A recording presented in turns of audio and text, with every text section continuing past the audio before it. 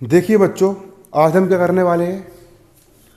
आज हम कक्षा 10वीं की गणित का अध्याय 5 समांतर श्रेणी का आज हम कौन सा एग्जाम्पल समझेंगे। एग्जाम्पल 5। देखो, पिछले कम से कम 4 से 5 साल का रिकॉर्ड रहा है कि आप लोग का जो गणित का पेपर जो बन करके आता है उसमें सबसे अधिक अगर सवाल पूछे जाते हैं तो वो एग्जाम्पल के पूछे जाते हैं।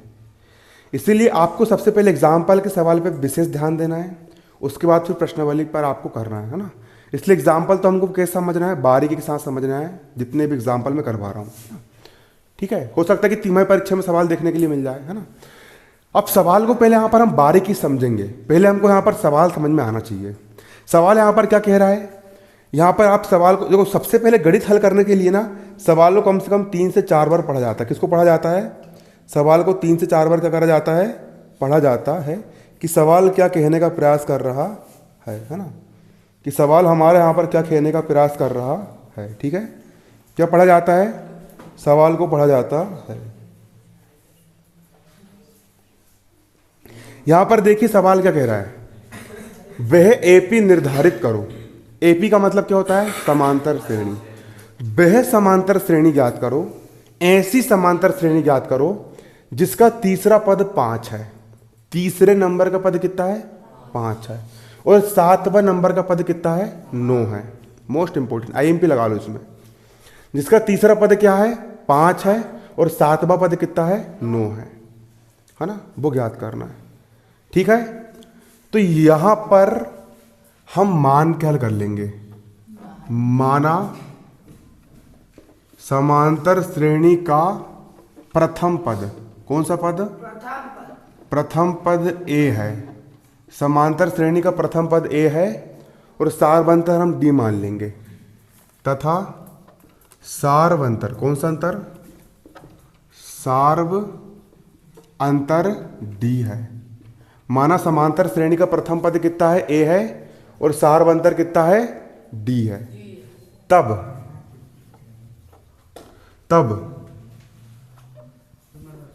तथा एक चीज और दी गई है। क्या दी गई है? तीसरा पद कितना दिया है? 5 दिया है। यहां पर हम लिख लेंगे समांतर श्रेणी का तीसरा पद, कौन सा पद? तीसरा पद। तीसरा पद मतलब A3। तीसरा पद A3 का मान कितना दिया है आपको? 5 दिया है। कितना दिया है? 5। तथा कौन सा पद? 7वां पद का मान कितना है? 9 है। 7वां पद A7। 7वें पद का मान कितना दिया है? 7वां पद A7 का मान कितना दिया है? 9 दिया है। अब एक सूत्र होता है। क्या होता है? एक सूत्र होता है समांतर श्रेणी का n वां पद।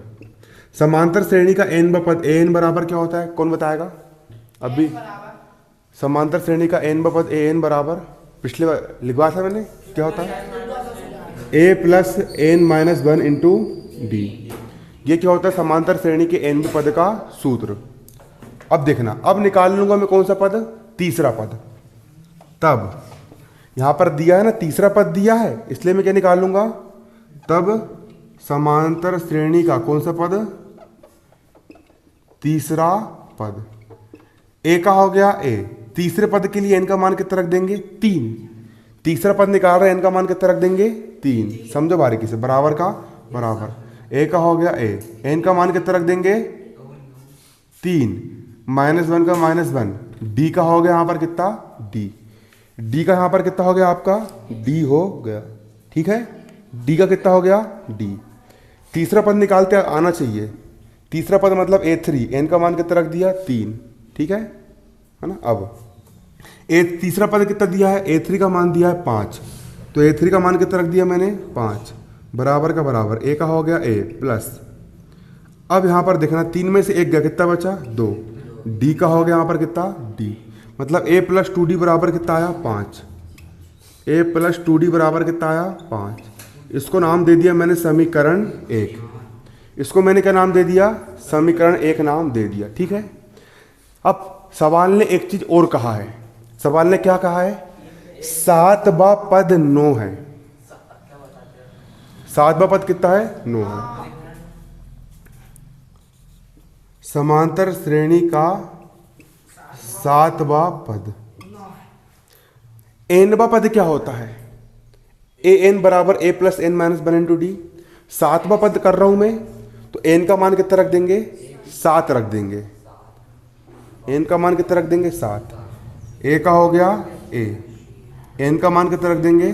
7 बराबर ए का हो गया ए प्लस एन का मान कितना रख देंगे? 7 माइनस 1 इंटू डी का हो गया डी। डी का यहाँ पर कितना हो जाएगा? डी हो जाएगा।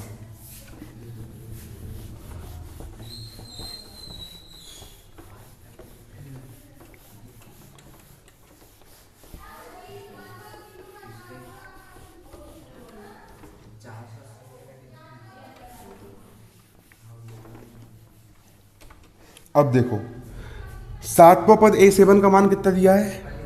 सातवां पद A7 का मान कितना दिया है? 9। A7 का मान कितना रख देंगे? 9 बराबर ए का हो गया ए प्लस 7 में से 1 गए, कितना बचा? 6। और डी का हो गया यहाँ पर कितना? डी। अब मतलब a प्लस 6d बराबर आ गया 9। a प्लस 6d बराबर कितना आ गया? 9। इसको समीकरण 2 नाम दे दिया। अब हमने अध्याय 3 में दो समीकरणों को हल करने की 3 विधि पढ़े थे। पहली प्रतिस्थापन विधि, दूसरी विलोपन विधि और तीसरी वज्रगुणन विधि। तो इन तीनों विधि में से कोई भी विधि के माध्यम से आप इसको हल कर सकते हो। मैं इसको विलोपन विधि से, बोल मत बीच में, समझ में आ रहा है कि नहीं आ रहा? कितने बार समझाऊं? एक गधा भी रहेगा तो समझ जाएगा। मत आना कोचिंग। तो किन्ने बुलाया था यहाँ पे? कि घर में निमंत्रण डालने गया था क्या मैं? मत आ। न लिख रहा है ना उतार रहा है और पगला ही बता रहा है। फिर तो बोल क्यों रहा बीच में? क्या दोहरे पड़ते कि अपने आप बिल्कुल कुछ भी बोलते रहता है? ये समीकरण 1 हो गया। ये क्या हो गया? समीकरण 2 हो गया। अब करना कुछ नहीं है, समीकरण 1 में से समीकरण 2 को घटा देना है। क्या करना है? समीकरण 1 में से समीकरण 2 को हमको क्या करना है? घटा देना है। ठीक है, यहां पर हम क्या लिखेंगे? समीकरण 1 माइनस समीकरण 2 से, समीकरण 2 से कुछ नहीं करेंगे। समीकरण 1 में से हम क्या घटा देंगे? समीकरण 2 को घटा देंगे। समीकरण 1 कितना दिया है? a प्लस 2d बराबर 5।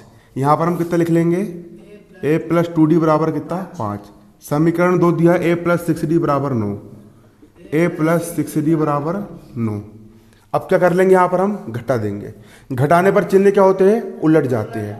धन वाला ऋण का, धन वाला ऋण का, धन वाला ऋण का। a में से a गए, कितना बचा? 0। 6d ऋण का, 2d धन का। जब एक धन वाला होगा एक ऋण वाला होगा तो हमेशा घटता है। 6d में से 2d का, कितने d बचे? 4d। अब 6 बड़ा क्या 2 बड़ा? कौन बड़ा? तो बड़ी के सामने क्या लगा है? तो यहाँ चिन्ह काय का जाएगा? ऋण का। बराबर का बराबर 9 ऋण का 5 धन का। 9 में से 5 गए 4। 9 बड़ा, बड़ी के सामने ऋण लगा, यहाँ क्या लग जाएगा? ऋण। डी का हो गया डी, -4 का -4। इस तरफ -4 डी के गुणे में है, पक्षांतर कर देंगे। -4 कहाँ पे जाएगा? बटे में। डी का मान निकालेंगे, ऋण से ऋण कट गया, 4 1 कम 4। सार बनता डी का मान कितना आ गया? 1। सार बनता डी का मान कितना निकल के आ गया आपका?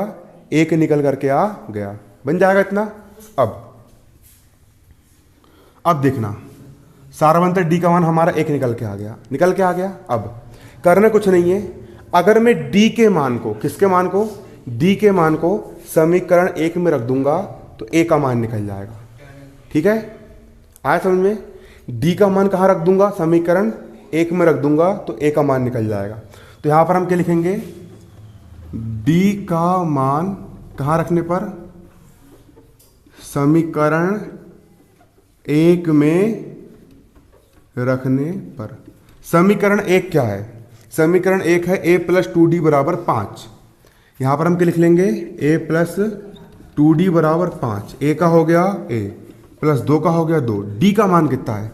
d का मान 1 है, d का मान रख दिया मैंने 1। 5 का हो गया 5, ए का हो गया ए, प्लस 2 एक कम 2, 5 का हो गया 5, ए का हो गया 1, इस तरफ 2 धन का है, उस तरफ काय को जाएगा ऋण का। ए का हो गया ए, 5 में से 2 गए, कितना बचा 3, तो प्रथम पद ए का मान कितना आ गया 3, प्रथम पद ए का मान कितना आ गया 3, सारवंतर डी का मान कितना आ गया 1। अब क्या निकालना है, समांतर श्रेणी ज्ञात करना है। अब बहुत इजी है, प्रथम पद कितना आ गया समांतर श्रेणी का 3। अब आपको क्या निकालना है, समांतर श्रेणी निकालना है। तो देखो अतः पहले इतना उतारना, फिर उसके नीचे, फिर यहां से उतारना, फिर यहां से, अतः समांतर श्रेणी। प्रथम पद कितना है 3, सारवंतर कितना है 1, 3 में 1 जोड़ो कितना जाएगा 4, कितना आ गया 4, 4 में 1 जोड़ो कितना आ गया 5, 5 में 1 जोड़ो कितना आ गया 6। ये बन गई आपकी क्या समांतर श्रेणी, क्योंकि सारवंतर कितने कितने का है 1 1 का है 1 1 का, और ये क्या होगी आपकी समांतर श्रेणी। उतार लो उसको, कॉपी में नोट कर लो।